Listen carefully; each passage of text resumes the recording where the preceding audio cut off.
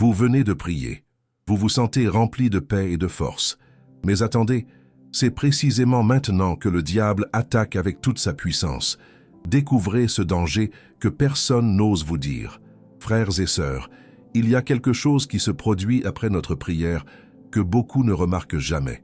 C'est un danger silencieux, un ennemi qui s'approche précisément au moment où nous pensons être les plus protégés. Je voudrais vous parler de cela aujourd'hui, car c'est une vérité qui peut transformer complètement votre parcours spirituel et votre marche avec le Seigneur. Avez-vous jamais remarqué ce vide que vous ressentez parfois juste après un moment précieux en prière? Cette sensation de flotter, presque détaché de la réalité spirituelle. Beaucoup croient que c'est normal, que c'est simplement le retour à la réalité quotidienne.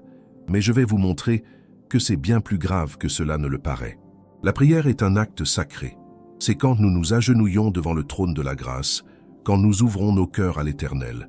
C'est un moment d'intimité avec le Seigneur, de renouvellement spirituel et de communion véritable avec notre Créateur.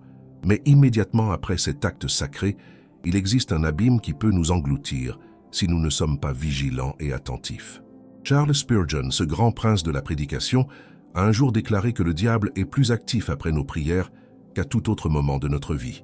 Et ce n'est pas une exagération poétique, croyez-moi. C'est une réalité biblique que nous devons affronter avec honnêteté et avec la crainte respectueuse qu'elle mérite.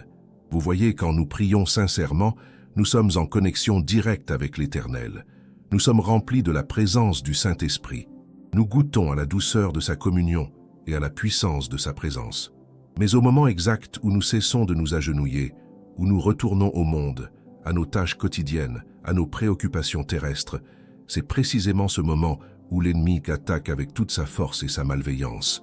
C'est comme un soldat qui sort du temple de repos en pensant être préparé pour la bataille, mais qui a oublié de ranger son épée.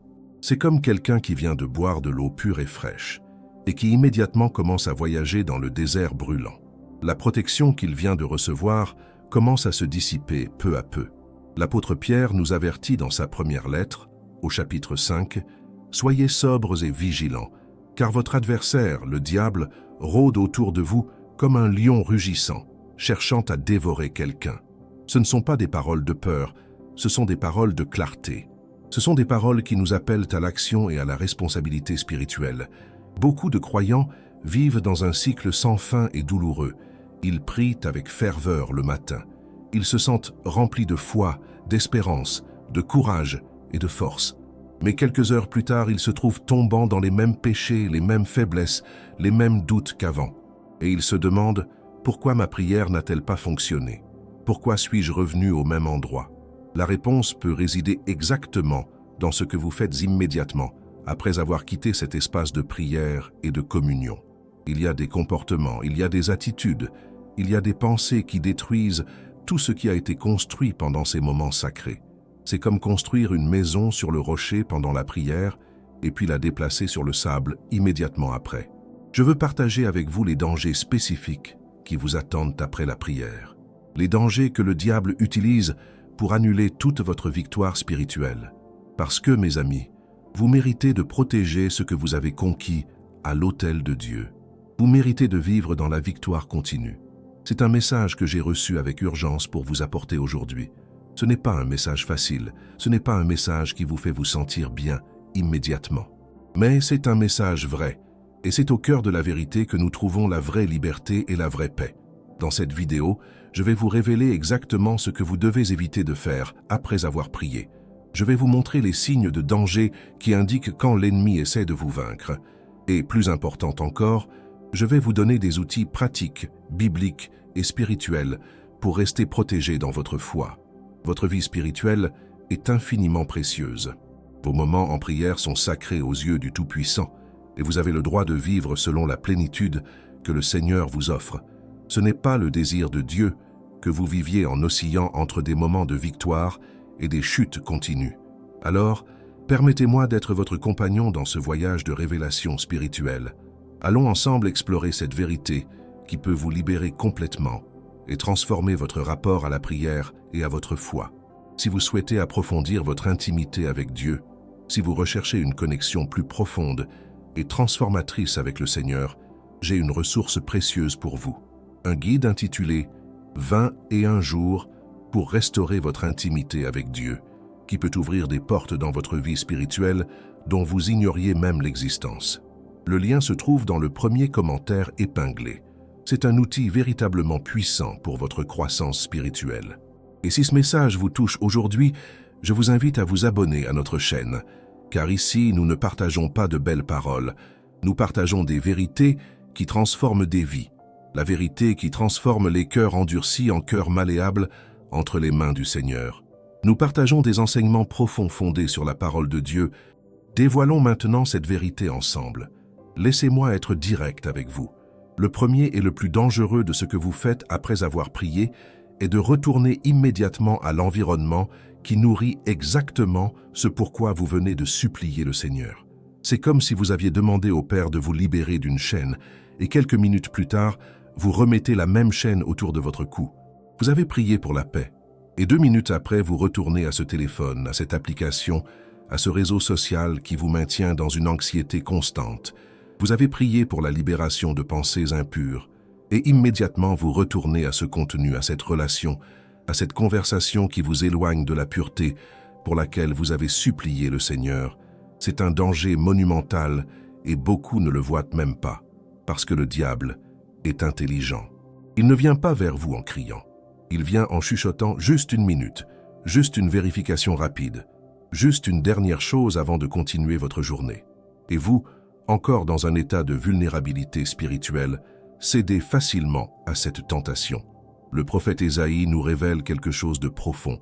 Tu conserveras dans une paix parfaite celui dont l'Esprit s'appuie sur toi, car il se confie en toi. Observez la précision de cette promesse merveilleuse. Une paix parfaite vient quand l'esprit est fixé sur Dieu. Mais vous savez ce que le diable aime faire. Détournez votre esprit immédiatement après la prière. Le placer n'importe où, sauf sur Dieu. Vous voyez, la prière crée un espace sacré en vous. C'est comme si vous aviez nettoyé votre temple intérieur. Mais si vous ne le gardez pas, si vous ne le protégez pas activement, rapidement quelque chose de pire reviendra pour l'occuper. Jésus lui-même a mis en garde à ce sujet, disant que quand un esprit impur sort d'un homme, il erre à la recherche d'un repos. Et s'il trouve la maison vide, il revient avec 7 esprits encore pires. C'est le deuxième danger. Le manque de vigilance dans ce que vous permettez dans vos pensées, immédiatement après la prière. Il y a une fenêtre de temps fragile après que vous ayez quitté ce lieu de communion avec l'Éternel. Vos défenses spirituelles sont plus ouvertes à ce moment. Vous êtes en transition. Et c'est précisément à ce moment que l'ennemi travaille avec le plus de vigueur. Vous pouvez être en train de penser « mais c'est exagéré, ce n'est pas aussi grave ». Laissez-moi vous montrer la réalité vivante. Combien de fois avez-vous prié sincèrement pour la libération de quelque addiction, quelque malédiction, quelque domaine de faiblesse dans votre vie? Et combien de fois, peu de temps après cette prière, êtes-vous tombé de nouveau dans le même comportement? Ce cycle sans fin n'est pas une coïncidence. C'est le résultat direct de ne pas comprendre le danger qui existe dans ces moments critiques après la prière. L'apôtre Jacques écrit avec une clarté pénétrante « Ainsi la foi sans les œuvres est morte. Mais il y a quelque chose qui précéderait les œuvres. Il y a quelque chose qui vient entre la prière et l'action. Il y a une série de pensées, de décisions, de petits choix qui déterminent si vous allez garder ce que vous avez conquis dans la prière ou si vous allez tout perdre. Le troisième danger est encore plus subtil. C'est la fausse sensation de sécurité qui vient immédiatement après la prière. Vous avez prié, vous vous sentiez bien. Vous pensiez « maintenant je suis protégé, maintenant je suis en sécurité ». Et c'est dans cette fausse sécurité que vous baissez votre garde. C'est comme un soldat qui, après avoir gagné une bataille, retire son armure en pensant que le danger est passé. Mais la guerre n'est pas terminée. L'ennemi est simplement en train de réorganiser ses troupes. Croyez-vous vraiment que la prière vous transforme en 5 minutes et ensuite vous pouvez vivre comme vous l'entendez pour le reste de la journée? Non, ce n'est pas ainsi que fonctionne la vie spirituelle. La prière est une rencontre puissante, oui. C'est transformateur, oui. Mais elle ne vous isole pas automatiquement de toutes les tentations et de tous les dangers du jour. C'est une vérité inconfortable, mais nécessaire. Beaucoup de croyants gaspillent leur prière parce qu'ils ne comprennent pas cela. Ils prient comme s'ils remplissaient un seau avec de l'eau, s'attendant à ce que cette eau les soutienne tout au long de la journée. Mais le seau est rempli de trous. Et à mesure que vous vous déplacez dans le monde, cette eau fuit continuellement. Le psalmiste nous dit « Gardez-vous en tout temps, car le Fils de l'homme viendra à une heure que vous ne pensez pas. » Ce n'est pas seulement à propos du retour du Christ, c'est à propos de la vigilance continue que le croyant doit maintenir. C'est à propos d'être attentif aux pièges que l'ennemi place sur votre chemin. C'est à propos de protéger les gains spirituels que vous avez réalisés par la prière. Vous pouvez avoir la plus grande rencontre avec Dieu dans la prière. Vous pouvez être rempli de l'Esprit Saint. Vous pouvez quitter ce moment avec des larmes aux yeux et de la joie dans votre cœur. Mais si vous ne comprenez pas les dangers qui viennent après, si vous ne prenez pas de mesures pratiques pour vous protéger, cette victoire ne sera que temporelle. Ce sera comme un rêve qui disparaît au moment où vous vous réveillez. Je comprends cela parce que je l'ai vécu. J'ai vu cela dans la vie de milliers de croyants. Des gens sincères, des gens dédiés, des gens qui aiment vraiment Dieu, mais qui vivent dans un schéma de défaite parce qu'ils ne comprennent pas comment garder ce qu'ils ont conquis dans la prière. La bonne nouvelle, c'est que cela peut changer. Vous pouvez briser ce cycle. Mais pour cela, vous devez d'abord reconnaître les dangers. Vous devez les voir clairement. Vous devez comprendre exactement ce qui se passe dans les minutes, dans les heures, immédiatement après votre prière. C'est dans cette reconnaissance que réside votre liberté. C'est pourquoi nous dévoilons cela ensemble. Parce que la vérité, quand elle est comprise et appliquée, vous libère véritablement. Il y a quelque chose qui doit être dit avec toute l'honnêteté possible. Le moment le plus dangereux de votre vie spirituelle n'est pas quand vous êtes loin de Dieu, c'est quand vous venez tout juste d'être près de lui. Cela semble paradoxal, n'est-ce pas? Mais c'est exactement ainsi que l'ennemi opère dans le ciel et sur la terre. Quand vous êtes déconnecté de Dieu, vous êtes dans un état de conscience bas. Le diable vous laisse apathique, engourdi, distant. Mais quand vous priez, quand vous retournez dans l'étreinte du Père, quand vous êtes rempli du Saint-Esprit, à ce moment, vous devenez une menace. Vous devenez un instrument potentiellement puissant dans les mains de Dieu. Et c'est pourquoi l'ennemi concentre tout son pouvoir pour vous détruire immédiatement après cette rencontre sacrée. Considérez l'histoire de Jésus dans le désert. Il a été rempli du Saint-Esprit. Il a été baptisé et a entendu la voix du Père dire « Tu es mon Fils bien-aimé, en toi je prends plaisir ». C'était un moment de pure communion, de confirmation divine, d'intimité absolue avec son Père. Mais immédiatement après, il a été conduit au désert pour être tenté. Et il n'a pas été tenté une fois. Il n'a pas été tenté 2 fois. Il a été tenté dans tous les domaines qui importaient. Le corps, l'identité, le pouvoir. Vous voyez le schéma? La tentation vient sur les talons de la communion. La lutte vient après le repos. L'attaque vient immédiatement après la victoire. C'est le plan stratégique de l'ennemi à travers les âges. Maintenant, laissez-moi révéler quelque chose que beaucoup ne comprennent pas. Quand vous priez, vous ne rentrez pas seulement en communion avec Dieu. Vous vous placez également à un niveau de responsabilité spirituelle complètement différent. La prière n'est pas simplement un acte passif de recevoir. C'est un acte de déclaration, un acte de positionnement spirituel. C'est vous dire à l'univers spirituel « Je suis du côté de Dieu. Je suis un soldat dans son armée. Je suis engagé envers la vérité. » Et quand vous faites cette déclaration, quand vous prenez cette position, il y a des forces spirituelles qui se meuvent. Il y a des anges qui se rassemblent autour de vous. Mais il y a aussi des forces des ténèbres qui vous marquent comme une menace à neutraliser. Le diable n'attaque pas par hasard. Il attaque stratégiquement ceux qui sont une menace réelle pour son royaume. Par conséquent, quand vous quittez la prière, vous partez comme quelqu'un qui vient de faire une déclaration de guerre spirituelle. Vous venez de vous positionner du côté opposé de l'ennemi, et il veut se venger. Il veut prouver que votre prière était inutile. Il veut démontrer que vous n'êtes pas aussi fort que vous le pensiez dans ce moment sacré. C'est le 4e danger qui doit être compris avec clarté. C'est la réaction coordonnée de l'ennemi contre vous après la prière. Ce n'est pas une tentation aléatoire. Ce n'est pas une difficulté qui survient par coïncidence dans votre vie. C'est une attaque dirigée, planifiée, préparée spécifiquement pour vous vaincre au point où vous êtes plus vulnérable. Vous pouvez avoir prié pour avoir la force de ne pas être impatient avec votre conjoint, et immédiatement après, une situation frustrante survient qui teste exactement ce domaine. Vous pouvez avoir prié pour la libération de mauvaises pensées, et soudainement votre téléphone sonne, ou une personne dit quelque chose, ou vous voyez quelque chose qui apporte exactement ces pensées que vous venez de renoncer dans la prière. Ce n'est pas une coïncidence, c'est la stratégie de l'ennemi. Et elle fonctionne parce que vous ne la reconnaissez pas quand elle arrive. L'apôtre Paul écrit dans sa lettre aux Éphésiens quelque chose qui est absolument crucial. C'est pourquoi revêtez-vous de toute l'armure de Dieu, afin que vous puissiez résister au jour du mal. Mais observez ce qu'il dit avant cela. Il dit « Car notre lutte n'est pas contre la chair et le sang, mais contre les principautés, contre les puissances, contre les dominateurs de ce monde ténébreux, contre la malveillance spirituelle dans les régions célestes. » Comprenez-vous cela? Votre lutte est spirituelle. Ce n'est pas simplement émotionnel, ce n'est pas simplement mental. C'est une guerre réelle contre des forces réelles dans un royaume réel que vous ne pouvez pas voir complètement avec vos yeux naturels. Et cette guerre ne se termine pas quand vous terminez de prier. En réalité, c'est quand elle commence à s'intensifier. Il y a un cinquième danger qui est aussi insidieux que les autres. C'est l'influence des personnes autour de vous immédiatement après la prière. Vous venez d'avoir une rencontre transformatrice avec Dieu. Vous êtes dans un état d'ouverture spirituelle, de vulnérabilité, de réceptivité profonde.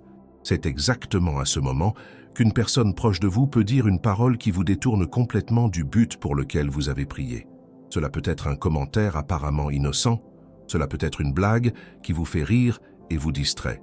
Cela peut être une conversation qui vous entraîne vers des préoccupations mondaines. Mais l'effet est dévastateur. Cette communion que vous aviez est brisée. Cette intimité est interrompue. Et vous revenez à la conscience du monde, au lieu de maintenir la conscience du divin. C'est pourquoi Jésus s'écartait souvent pour prier dans des lieux déserts, solitaires, séparés de la foule et du tumulte. Il comprenait qu'après une rencontre véritable avec le Père, vous devez protéger cet espace. Vous devez garder cette communion loin du bruit du monde. Vous voyez, le diable n'utilise pas seulement des tentations directes. Il utilise la distraction. Il utilise l'occupation. Il utilise les relations.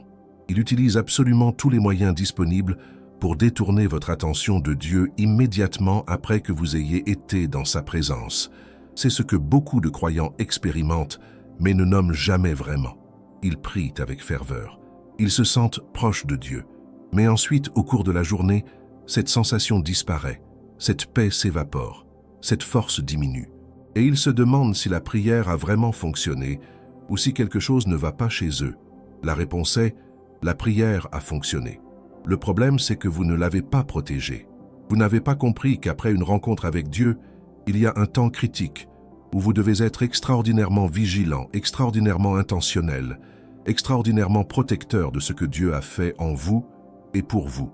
C'est la vérité qui doit être absorbée profondément dans votre cœur. Parce que jusqu'à ce que vous la compreniez, vous continuerez à vivre ce cycle. Vous continuerez à avoir des rencontres avec Dieu qui semblent puissantes au moment, mais qui se dissolvent rapidement dans la réalité de votre jour. Mais attendez, il y a une sortie, il y a un chemin pour briser ce schéma destructeur. Et c'est cela que nous allons explorer maintenant avec clarté et avec espérance. Maintenant que vous comprenez les dangers, il est temps de connaître la protection. Car Dieu ne nous révèle jamais un danger sans nous donner le pouvoir de le surmonter. Ce n'est pas dans la nature du Père de nous laisser sans défense. Il est un Dieu de sagesse, de force et de victoire. Et il a mis dans vos mains les outils dont vous avez besoin pour protéger tout ce qui est sacré dans votre vie spirituelle. Le premier outil est ce que j'appelle la garde intentionnelle. Après votre prière, vous ne pouvez pas simplement retourner à la vie comme si rien n'avait changé. Vous devez être intentionnel. Vous devez créer une barrière entre le moment sacré que vous venez de vivre et le reste de votre journée. C'est une pratique que les grands hommes et femmes de Dieu à travers les siècles ont utilisée. Pensez à cela comme un sas spirituel. Vous sortez de votre chambre de prière, mais vous ne courez pas immédiatement vers le monde. Non. Vous prenez quelques minutes, quelques instants précieux, pour garder votre cœur et votre esprit concentrés sur ce que vous venez de vivre avec Dieu. Vous permettez à cette rencontre de descendre plus profondément en vous. Vous laissez les paroles que vous avez priées, les promesses que vous avez revendiquées, continuer à fonctionner en vous. David comprenait cela quand il écrivait « Garde ton cœur avec vigilance, car de lui coule la source de la vie. » Votre cœur est le centre de votre vie spirituelle. C'est de là que jaillit la foi, l'espoir, la force, la vertu. Et si vous ne gardez pas votre cœur, tout s'échappe, tout se perd. Tout ce que vous avez reçu en prière commence à s'échapper graduellement. Le deuxième outil est la déclaration consciente de vos victoires. Après avoir prié, vous devez parler. Vous devez déclarer à haute voix ce que vous avez décidé dans la prière. Non pas d'une voix forte et arrogante, mais d'une voix calme mais ferme. Vous devez dire, par la grâce de Dieu, je suis libre de cela. Je ne tomberai pas dans ce péché. Je refuse l'anxiété. J'accepte la paix qui surpasse tout entendement. C'est puissant parce que quand vous parlez, vous créez une réalité. Vous déplacez les choses du royaume spirituel au royaume naturel. Vous donnez substance à votre foi. Les paroles ont du pouvoir. Jésus nous enseigne, de l'abondance du cœur, la bouche parle. Vos paroles sont l'expression extérieure de ce qui se passe intérieurement. Le troisième outil est extrêmement pratique. C'est la séparation immédiate de ce qui vous tente. Si vous avez prié pour être libéré de l'envie de vérifier les réseaux sociaux, vous devez immédiatement éloigner votre téléphone. Vous devez créer une distance physique entre vous et la tentation. Ce n'est pas une question de manque de foi. C'est une question de sagesse. La Bible elle-même nous enseigne à fuir les tentations, pas à nous y confronter directement. Joseph a fui la maison de Potiphar. Pierre a quitté les environs du feu quand il commençait à renier Jésus. David s'est éloigné des situations qui l'auraient conduit au péché. Ce ne sont pas des signes de faiblesse, ce sont des signes de sagesse, de force et de connaissance de soi. Le quatrième outil est très important, la communion immédiate avec quelque chose de sacré. Après votre prière, cherchez quelque chose d'agréable à Dieu pour occuper votre esprit et votre cœur. Peut-être une portion des Écritures, peut-être une méditation sur la bonté de Dieu, peut-être un temps de louange silencieuse, quelque chose qui maintient votre focus sur Dieu, qui maintient votre esprit dans le domaine du sacré. Paul écrit aux Philippiens avec une clarté merveilleuse. Enfin, frères, pensez à ceci. Tout ce qui est vrai, tout ce qui est noble, tout ce qui est juste, tout ce qui est pur, tout ce qui est aimable, tout ce qui est louable, pensez à ces choses. Votre esprit est un jardin, et si vous ne le plantez pas avec du bien, il se remplira de mauvaises herbes. Le cinquième outil concerne vos relations immédiates. Les personnes autour de vous immédiatement après la prière ont un impact énorme. C'est pourquoi vous devez être intentionnel à ce sujet. Si possible, entourez-vous de personnes qui vous soutiennent spirituellement, qui comprennent votre engagement envers Dieu, qui ne vous entraîneront pas vers le négatif. Si vous êtes dans un environnement où ce n'est pas possible, créez une barrière, restez silencieux, protégez votre espace intérieur. Jésus nous dit « Je vous envoie comme des agneaux au milieu des loups. Soyez donc prudents comme les serpents et innocents comme les colombes. » Cette prudence, cette conscience de votre environnement, c'est de la sagesse, c'est de la force, c'est une expression de l'amour que vous avez pour votre propre âme et pour Dieu. Le sixième outil est le jeûne partiel des distractions. Après votre prière, pendant au moins 1 heure, 2 heures si possible, restez éloigné des choses qui fragmentent votre attention. Pas de musique bruyante, pas d'écran, pas de conversation superficielle. Donnez à votre esprit un temps de repos, un temps pour que ce que vous avez reçu en prière s'installe profondément en vous. Le septième, et peut-être le plus important des outils, est la prière continue. Ne pensez pas que votre communication avec Dieu se termine quand vous quittez votre lieu de prière. Elle continue, elle se transforme. Elle devient une conversation intérieure, une communion silencieuse, une connexion qui persiste tout au long de votre journée. Paul nous enseigne « Priez sans cesse ». Ce ne signifie pas être à genoux tout le temps. Cela signifie maintenir une conversation ininterrompue avec Dieu, une sensibilité constante à sa présence, une reconnaissance perpétuelle de sa seigneurie. C'est cela qui vous protège réellement. Ce n'est pas un acte de prière isolé, c'est un mode de vie de prière. Vous voyez, ces outils ne sont pas des règles rigides, ce ne sont pas des formules magiques, ce sont des garde-fous, des expressions de votre engagement envers votre propre liberté spirituelle. Ils reflètent votre respect pour le Dieu qui vous a sauvé et votre désir de protéger cette merveilleuse relation. Beaucoup de gens demandent « Mais combien de temps dois-je faire cela ?» La réponse est simple, aussi longtemps que vous avez besoin de cette protection. Au début, peut-être quelques heures. Avec le temps, avec la maturité spirituelle, vous découvrirez que cette vigilance devient naturelle. Elle devient une partie de qui vous êtes, car c'est finalement cela que Dieu veut. Non pas des règles extérieures, mais une transformation intérieure. Non pas de la crainte, mais une sagesse profonde. Non pas de la rigidité, mais une sensibilité croissante à sa présence et à sa volonté. Il veut que vous dépassiez le besoin de règles, parce que votre cœur aura tellement d'amour pour lui qu'il naturellement le protégera. Votre vie après la prière n'est pas quelque chose à craindre. C'est quelque chose à cultiver avec sagesse, à protéger avec vigilance, à chérir avec profondeur. C'est l'occasion de démontrer au monde et à vous-même la réalité de votre foi. C'est l'opportunité de vivre dans la victoire continuellement. Chers frères et sœurs, je vous remercie du fond du cœur d'avoir partagé ce voyage spirituel avec moi aujourd'hui. Vous avez été courageux en affrontant ces vérités difficiles, mais nécessaires. Maintenant, vous possédez le pouvoir de transformer votre vie spirituelle. Ne retournez pas à vos vieilles habitudes. Protégez vos prières, gardez votre cœur. Si ce message vous a touché, je vous supplie de vous abonner à notre chaîne. Cliquez sur ce bouton et rejoignez notre communauté de croyants qui cherchent la vérité. Aimez cette vidéo, commentez vos pensées. Dites-moi comment vous allez appliquer ces enseignements et regardez les prochaines vidéos qui apparaîtront à l'écran. N'oubliez pas, le guide 21 jours pour restaurer votre intimité avec Dieu attend dans le premier commentaire épinglé. C'est votre compagnon pour cette transformation. Que Dieu vous bénisse abondamment.